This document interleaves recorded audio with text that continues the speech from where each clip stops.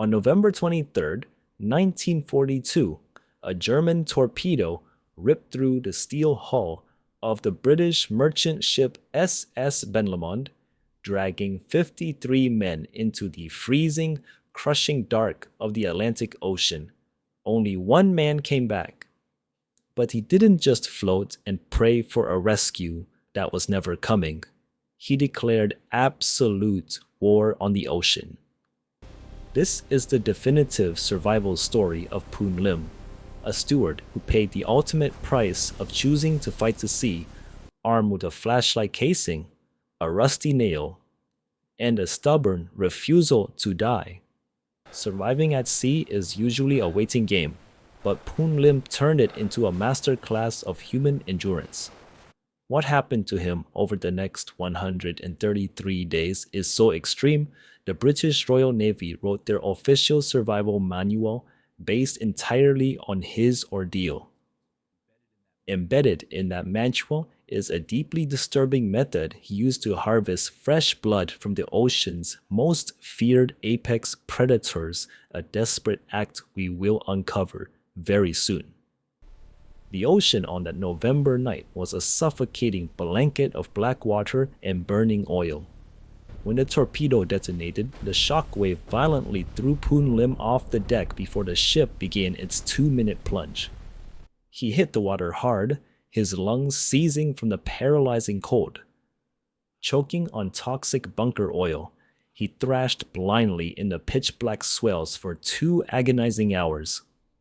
His muscles burned, and the screams of dying men slowly faded into a deafening silence. Just as his arms began to fail, his hands struck solid wood.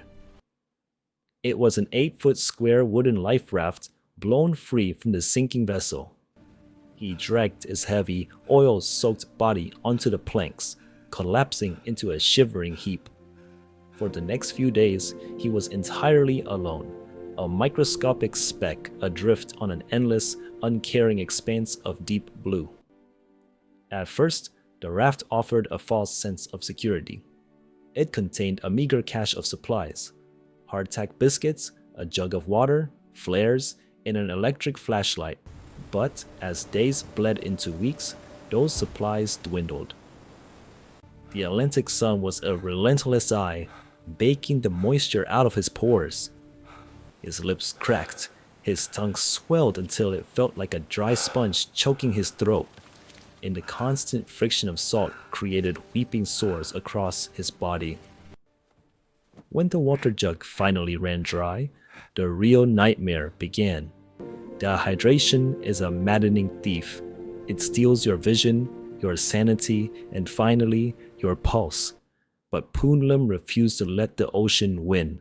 He stripped canvas off a life jacket, rigging it across the raft to catch the sporadic tropical rains. When storms came, he frantically funneled the fresh, sweet water into his empty canvas jug. But water alone could not stop his muscles from wasting away. Starvation set in with a hollow ache that consumed his waking thoughts. The ocean beneath him teemed with life, a vibrant buffet of fish darting just out of reach, mocking his hunger. To eat, he had to become a predator. He dismantled the raft's flashlight, extracting the wire spring. Using his teeth and blistered fingers, he bent the metal into a crude fishhook. He unraveled hemp rope, twisting fibers to fashion a makeshift fishing line. Digging a barnacle out of the wood, he baited the hook and dropped it into the void. It worked. He caught small fish, slicing them open with a knife fashioned from a biscuit tin. But raw, tiny fish were not enough.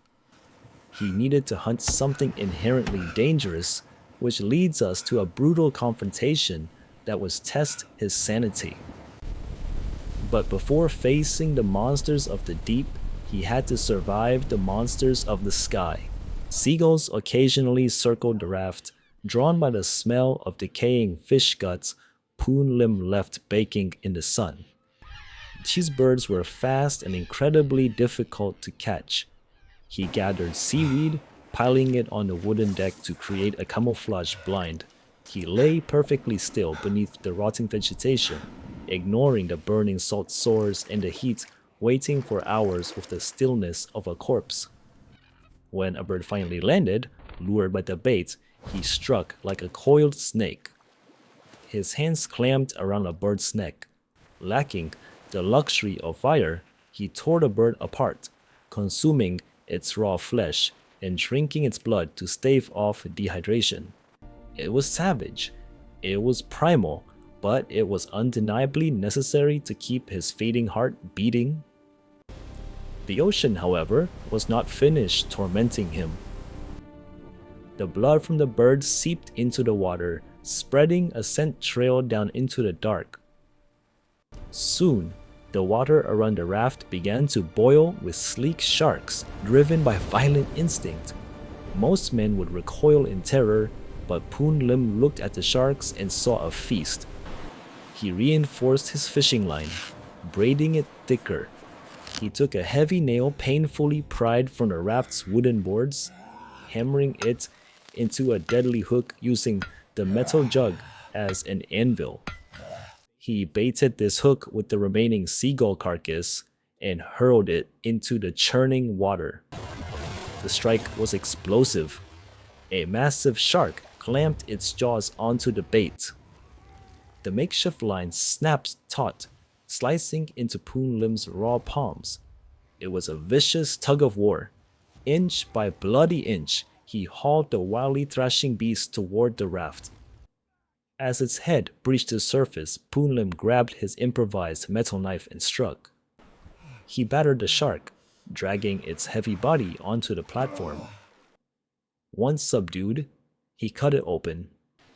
Parched, he drank the shark's blood straight from its liver, a metallic elixir that flooded his dying veins with life-saving moisture. The physical torment was only half the battle. The weight of profound isolation often kills castaways first. To keep his mind from unraveling, he tied knots in a piece of rope, a tactile calendar to ground him in reality. He watched freighters pass by in the distance, ignoring his frantic waving. Navy patrol planes flew overhead, dropping a marker buoy before disappearing. Every missed rescue was a hammer blow to his spirit, but the fire in his chest refused to die. By the 130th day, the water shifted to a pale green. The salt air smelled earthy. The raft had silently drifted across the Atlantic. On April 5, 1943, after 133 days of unrelenting agony, Brazilian fishermen spotted a wooden square near the Amazon River. They found a man whose body was a map of scars, yet incredibly, he could still walk. His journey is the ultimate survival story, a brutal testament to the price of choosing to fight the sea, and a stark reminder that surviving at sea is defined by the man who refused to sink.